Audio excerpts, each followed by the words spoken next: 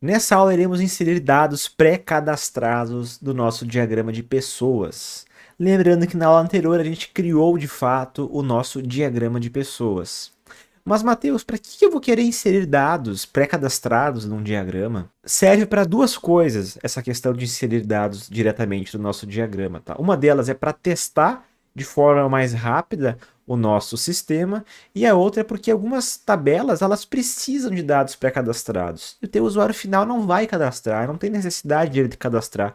Por exemplo, o tipo da pessoa. O tipo da pessoa pode ser físico ou jurídico, né? Grupos da pessoa. Ah, pode ser fornecedor, cliente, vendedor. Então, não são muitos cadastros. Claro, a gente vai permitir que o teu cliente final também possa realizar esses cadastros. Mas muitas vezes não é necessidade. Isso aí já vai vir pré-cadastrado para o teu cliente final. Beleza? Então, bora lá. Vamos cadastrar aqui alguns dados. Vou mostrar como a gente faz isso aqui diretamente no diagrama.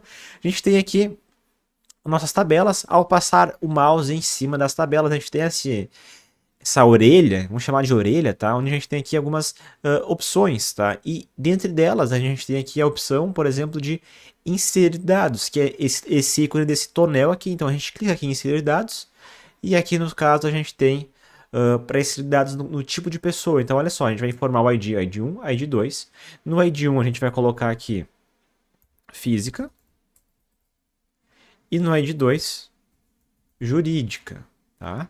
Outra coisa interessante da gente fazer, jurídica. E outra coisa interessante da gente fazer, e deixar pré-cadastrado já também, é o nome dessa variável. Isso aqui é mais utilizado para quando a gente for trabalhar diretamente no código-fonte, para fazer um filtro.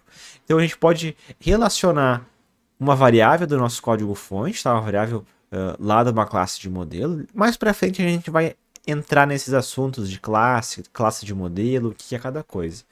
Entretanto, agora a gente vai deixar apenas cadastrado aqui, ó, física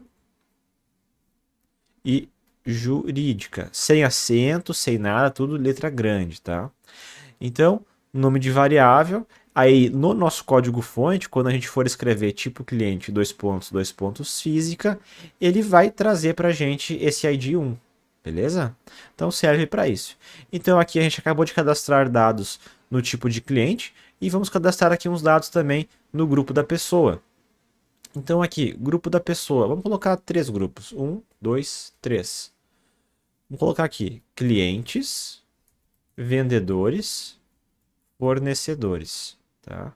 Vamos trabalhar inicialmente com esses três tipos. Aqui, a gente também pode deixar um filtro, ó, cliente, vendedor, fornecedor.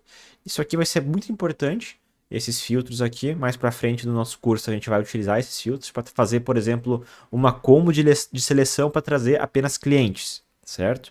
E por aí vai. Então a gente tem dados pré-cadastrados em grupo de pessoa, tipo de cliente.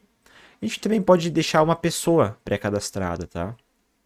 Então aqui a gente vai cadastrar o ID1, tipo de cliente física, nome, vou chamar de cliente 01, documento, tudo um, tá?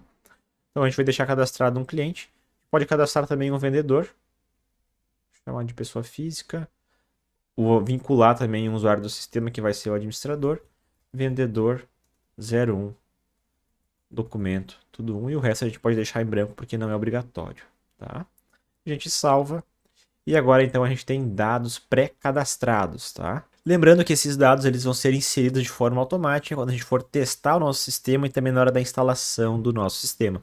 Por enquanto, vamos ficar mais na questão da teoria e logo logo a gente vai botar para rodar esse nosso sistema, mas quando a gente tiver uma tela pelo menos, tá? Ainda não é o momento correto da gente colocar ele para rodar, beleza? Então, nessa aula a gente viu como popular dados do nosso diagrama de dados, certo? Até a próxima aula.